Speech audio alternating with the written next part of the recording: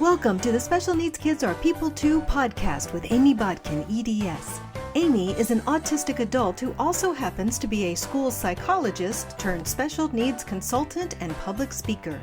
She's also a homeschooling mom to 2 autistic kiddos, a yoga instructor, a card-carrying Trekkie, and an all-around fun person. And last but not least, Amy is an advocate for seeing every child as a person, not a diagnosis. Because a special needs kid is just like any other child, just more so. Here's Amy Bodkin.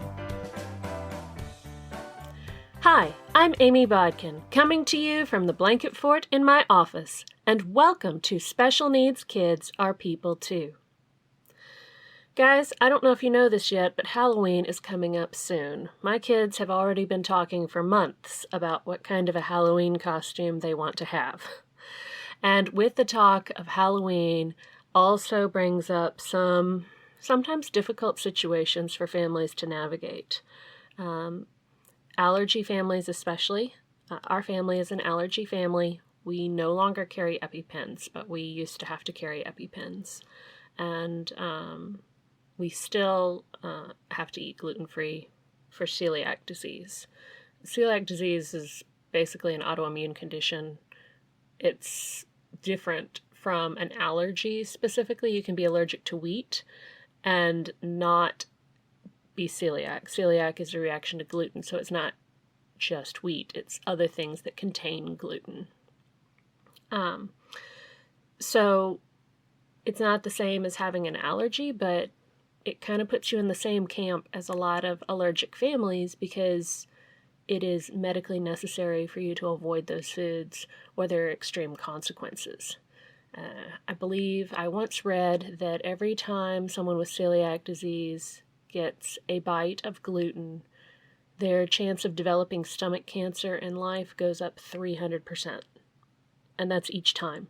So celiac disease, food allergies, all of those kinds of things can really make holidays that involve food very difficult. And,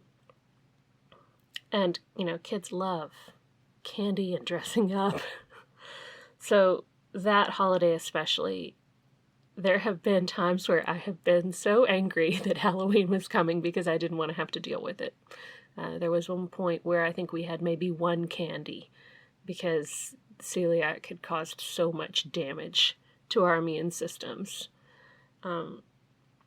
But then I found out about the Teal Pumpkin Project, and that was a game changer for us. In case you don't know about it, the Teal Pumpkin Project is where adults get teal pumpkins, put them outside their home, and very often sign their house up on a website with a map. And then parents who have kids who need non-food type treats for Halloween, whether it's due to an allergy, celiac disease, maybe the child just doesn't eat, they can look at this map and find families in their area who are providing non-food treats on Halloween and go to those houses to trick-or-treat, which is really awesome because it's adults standing up and saying, hey, I want to make this an accessible holiday for your child. I want to support you. I want to be someone who's providing acceptance. And that's an amazing thing. I have loved the Teal Pumpkin Project ever since I first heard about it. Now, that said, I also wanted to make you aware of a new colored pumpkin that has been being pushed recently called the blue pumpkin. I really honestly don't love the blue pumpkin as much as I love the teal pumpkin. And it's not because of some kind of, Sleeping Beauty, make it blue, make it pink kind of thing. It actually goes much deeper than that. And I feel like in a lot of ways, the blue pumpkin ends up really risking children's safety because it requires them to identify themselves as being autistic. Unlike the Teal Pumpkin Project, the blue pumpkins are where people buy blue pumpkins for their children to carry. And they carry these pumpkins around so that people will know Okay, if they don't say trick or treat, then I should still be nice to them. Newsflash, guys, you should be nice to every person who comes to your door. That's just being a nice person, whether they say trick or treat or not. And while we're on the subject, let's go ahead and talk about older kids and adults. If somebody has gone to the trouble to get up in a costume and come to your door and say trick or treat, give them a piece of candy and be nice about it. There's so many other things that people could be out there doing, and it's not just about kids. It's about all of us coming together, having community, having a good time. And I don't know, if we can retain some of the joy of childhood as we get older, I think that's really good for us, mental health-wise. So, be a nice person. Answer the door. Hand out a treat to whoever's there. But the Blue Pumpkin I don't even know that it's called the Blue Pumpkin Project, but the Blue Pumpkins kind of were came up with so that it would be a sign to people when you go to the door, hey, this kid has, a disability, or this kid is autistic, or whatever. Be nice to them. Which is ridiculous, because you shouldn't have to say, hey, I have a disability, or I'm autistic, or whatever you're announcing to the world to get people to be nice to you. That's ridiculous. They should be nice to you anyways. And I know that's not always the case. And that's really pretty crappy.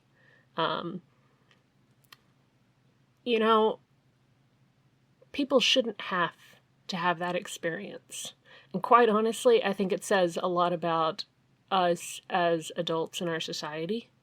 But you know what? We're not going to get real down on adults in our society and the people who do that.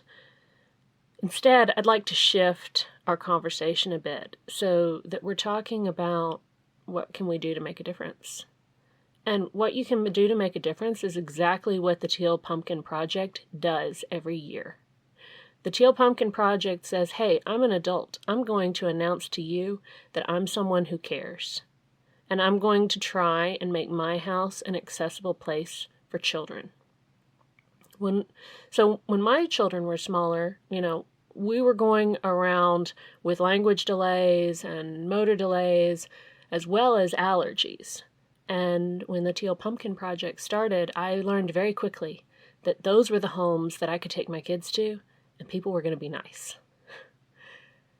And so I think the Teal Pumpkin Project is a wonderful thing, and I would love to see it expanded so that more families put out a teal pumpkin and say, hey, you know what? We're going to make this more accessible for kids who have food allergies. We're going to make this more accessible for kids who need non-food treats. And you know what? We're going to make sure that you know that we're a place that accepts children where they're at and cares. So even though the Teal Pumpkin Project is focused primarily on allergies and providing non-food treats, I think that what they do is actually a lot bigger than that. They offer acceptance. And I think that that is worthwhile. And I think it's totally different than what the Blue Pumpkin represents. The Blue Pumpkin is asking a child to self-identify. It is basically making a child who's already vulnerable identifiable to strangers who could take advantage of that vulnerability. And that's a completely different thing from what the Teal Pumpkin offers. Aside from that, the Blue Pumpkin allows you to identify other people just like you, but it does not identify for you people who are accepting, people who care. The Teal Pumpkin Project doesn't identify other children with food allergies. That'd be dangerous. If you know a kid has a food allergy, you can pretty much bet odds are the child has a peanut allergy because it's one of the most common ones. So, slip something with peanuts into their bucket. That'd be a great way to cause harm. And that's not a good thing, though. Just in case we were unclear on that point. But identifying food allergy kids by having them carry around a teal pumpkin is a very dangerous idea. And the same goes with a blue pumpkin.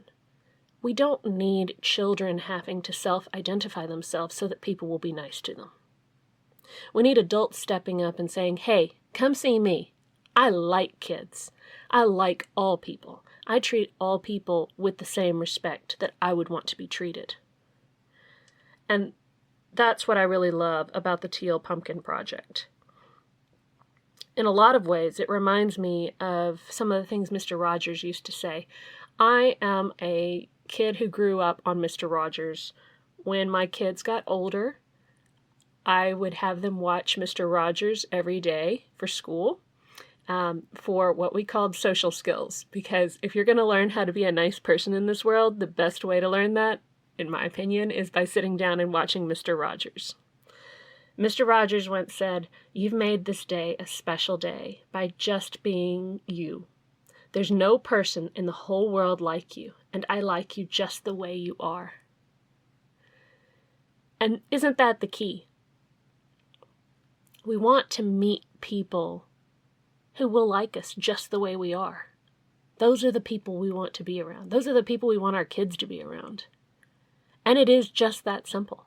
People can like you just the way you are. And if they don't like you just the way you are, they are not worth your time. And they are not worth your kids' time. People have to like you for the person that you are. And now for a word from our sponsors. Hey guys, this is Amy from amybodkin.com. I wanted to let you know that we're starting a new type of episode on the podcast called Dear Amy. We would love for you to submit the questions you have about homeschooling and life in general with special needs to amybodkin.com/dear-amy. I'm looking forward to discussing some of the topics that are important in your life. So, as Halloween is coming up, I highly suggest getting a teal pumpkin, signing up on the Teal Pumpkin Project so that other people will know where your house is. And I mean, hey, you could put an entire rainbow of pumpkins outside your house. I really don't care what color it is. It's just so long as people get the idea, oh, okay, you're going to be nice to me. You're going to, be able to meet me where I'm at. That's such a wonderful gift to be able to put out into the world, such a positive amount of energy. Be the person that Mr. Rogers always knew you could be. Show the same kind of care and compassion that he showed through his television show. I love all the stories I've read about kids who've grown up watching Mr. Rogers and what he meant to them. It's amazing that somebody who made a TV show 40 years ago, or longer actually, is still being talked about and is still thought of as a lot of adults' best friend. He did amazing things with that show. I remember there was a story about a girl who was blind. And she wrote him a letter asking if he always feeds his fish because he's mentioned it before in the show, but he doesn't mention it every single time. And he realized that she couldn't see what he was doing. So after that, every single time he fed his fish, he made a point of saying, "And I'm feeding the fish," so that she would know. He also did a lot of other important things, but he did them in a way that was very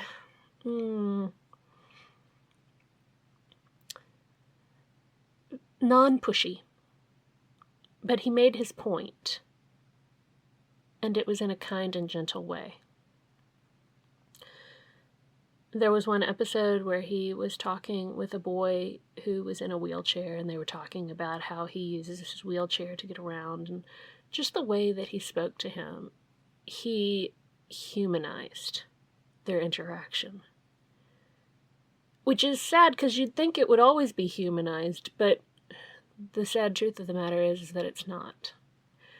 Just like I was mentioning earlier about Halloween and how, a child might go to the door and can't say trick or treat, and then people will be like, "Sorry, you can't have a treat because you didn't say it."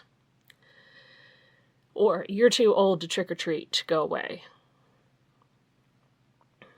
there is no right or wrong age to get to any type of developmental level, and quite honestly, we'd probably all be a lot happier people if we all trick-or-treated as adults and went around. Actually, there's some houses where they offer treats for parents as they come by.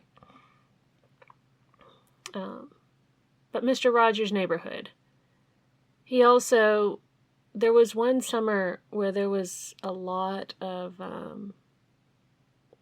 talk about needing segregated swimming pools. And he invited his African-American postman on the show to come sit his feet in a wading pool with him. And he wasn't saying what was going on, just, see, we're sharing. We're a lot alike. We both have hot feet. And he was just sharing and showing other people how you can accept people just the way they are. And so, if you grew up watching the show, which not everybody did, but if you grew up watching the show, I think one of the things that can, pass on that legacy that Mr. Rogers gave to so many people, and that still is given through Daniel Tiger's Neighborhood in a lot of ways, is by choosing to accept people where they are. To say, yes, I can like you just the way you are. What a wonderful gift. So everybody, go sign up for the Teal Pumpkin Project. Go find non-food treats. There's all kinds of wonderful non-food treats. Glow bracelets, bouncy balls, erasers, cool pencils. Oriental Trader usually has a ton of stuff that you can order online that's pretty inexpensive. There's so many cool things. I have, when I was desperate, given out spare pennies that I had rolled up in the house because I had forgotten to get non-food treats, and people ran out to the street and started saying, "They're giving away money!" It was one of the most popular treats, and it only cost me a few dollars. So there's all kinds of creative options you can come up with of ways of telling kids that you're special and we like you just the way you are. So let's be the adults Mr. Rogers knew that we could be. And I'll see you guys next time.